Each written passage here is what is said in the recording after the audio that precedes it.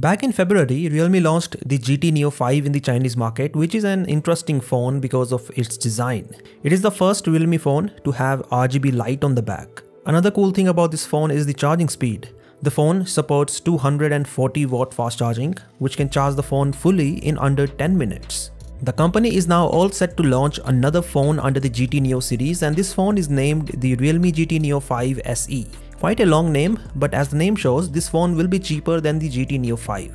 The launch in the Chinese market is happening on April 3rd, and while there are still a few days left for the launch, the company has already shared a lot of details. So in this video, let us talk about all of those. Design-wise, the Realme GT Neo 5 SE does not look a lot different than the GT Neo 5. Yes, there is no RGB light on the back or the transparent design, but apart from that, this phone looks pretty much identical to the GT Neo 5. The camera layout is the same, the front design is the same, and even the sides of the phone are not flat like the GT Neo 5. The display on the GT Neo 5 SE is the same as the GT Neo 5. This means there is a 6.74-inch 10-bit AMOLED display with a 1.5K resolution and 144Hz refresh rate. This is a flat display with a touch sampling rate of 1500 Hz. The fingerprint scanner, as you might have expected, is present under the display. In terms of performance, the Realme GT Neo 5 SE is powered by the new Snapdragon 7 Plus Gen 2 chipset, which I talked about in my previous video.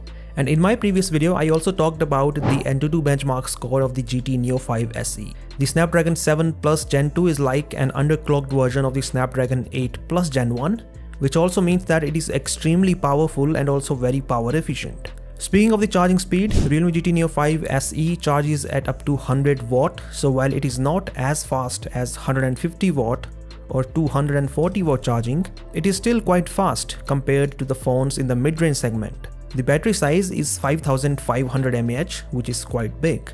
And finally, one thing that Realme has not shared yet are the camera specifications. But from the other sources, we do know that the phone has a 64 megapixel primary camera sensor with an f1.79 lens. The other two cameras are most likely an 8 megapixel ultra wide and a 2 megapixel macro.